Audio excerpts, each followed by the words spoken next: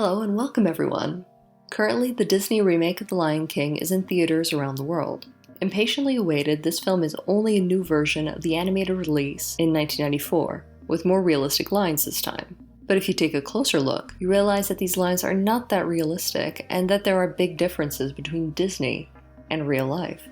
This shows that Disney has taken liberties, starting with the changes to the look, social structure, and behavior of lines, whether in the animated film or the remake. Changes are required and necessary for the needs of the scenario, to better adapt the story. Today, we will look at a couple of aspects that show us how the Lion King's lines are different from real lions. Now, what is the importance of color in a lion's mane? Manes are the greatest asset of a male lion. They are a sign of genetic superiority, virility, hunting ability, and tell lioness what her chances of survival are, making the lion a more attractive partner. One of the more major assets for attracting a lioness is that the male lion develops a black mane. The color is desirable for male lions, which allows them all the more to attract a partner. Black manes mean more heat retention in the body of a lion. It takes a lion in good health to be able to wear one. Female lions read black manes as a sign of a strong partner who will be able to provide and protect. The remake goes so far as to transform Scar's sumptuous black mane into a paler one. All lions participating in the live-action remake have a clear mane, indicating that they are all unhealthy and non-powerful providers. That's certainly a bad sign for Pride Rock's female lions, who might be nervous about mating with the proposed male lions. A difficult choice given that there are so few options for them. If Disney wanted to give a more realistic touch, Mufasa and Simba should have had at least touches of black in their mane to indicate their strength and appeal as partners. The male lion, person non grata. The closest Disney got to real-life lion behavior would be Simba's decision to flee Pride Rock as a lion cub. The circumstances in which Simba leaves, letting his uncle believe that he was responsible for his father's death after seeing him being killed in a stampede, those are very specific to the film, but Scar's instruction of run away, Simba, and never return is quite similar to what a male lion would do in real life. A lion pride is a close-knit community, with the female lion being the dominant sex. Male lions should not stay with the same pride all their lives. It's a question of genetic diversity and the need to ensure healthy lineages among species. With female lions that rarely leave, if ever, their pride, male lions often travel and move on. Lions are considered sexually mature between 2 and 4 years of age. They have ample time to respond to the urge to procreate and therefore need to travel long distances to succeed. If this had happened in The Lion King, history would collapse completely, because Simba would probably never have returned to Pride Rock, no matter how much Nala pleaded him to do so. Instead, he would have left at dusk to find a new pride. Now, before continuing, it's time to pause for a bit to answer the question of the day. Who is Kovu to Scar in The Lion King 2?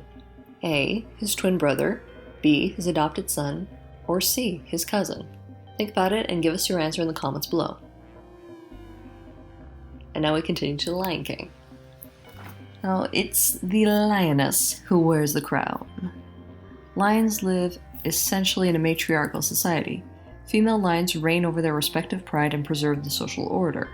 The pride is unique in that it's a very unified social group, which requires many quarrels to keep everyone on the same page.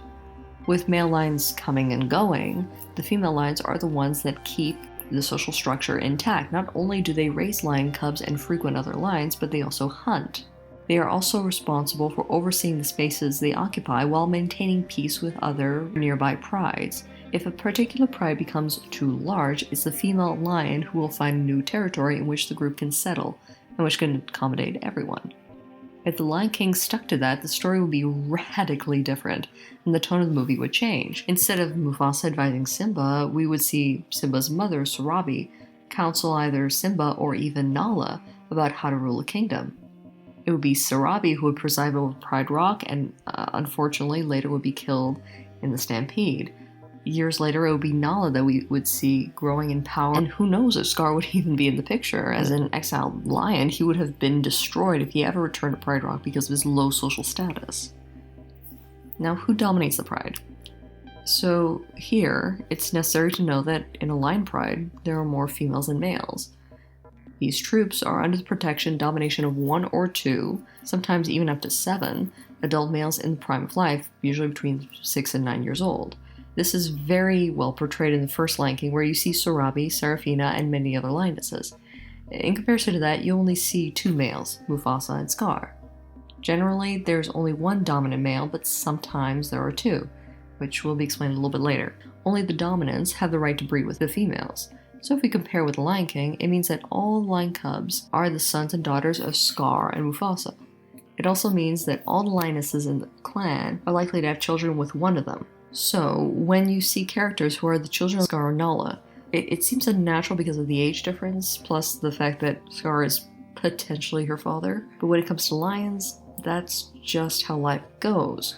Moreover, in the Broadway version of Lion King, when Nala goes to seek help in the desert, it's because Scar wants to have children with her. It usually happens that when two young males travel together, that they both become dominant. This is what is assumed to have happened for Mufasa and Scar, since there are two dominant males within the Pride Lands. In The Lion King, you can actually see a lion-on-lion battle between Simba and Scar, and it should give you a glimpse of the war between two lions. If the young male takes power, he'll kill all the cubs whose previous male was the father. It is a way to assert authority to only have cubs which bear his scent. So if this were a live action, when Simba took over power in the Pride Lands, he would have simply killed all of Scar's children. Are lions vegetarians? To answer simply, no. Lions, just like domestic cats, are obligate carnivores, meaning that lions and cats cannot survive without meat in their diets. It's not possible.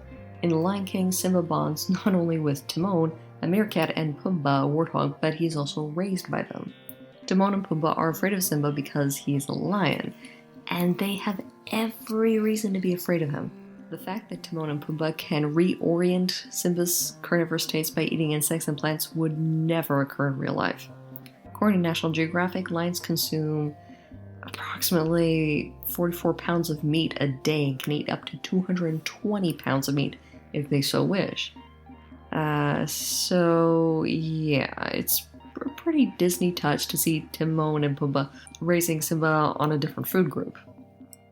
Now, although Disney has very much altered The Lion King from a live-action scenario to an animated one, it is one of the most touching Disney stories to come to the screen, and it was actually the greatest animated success of all time around the world for 19 years until it was dethroned by another Disney success, Frozen.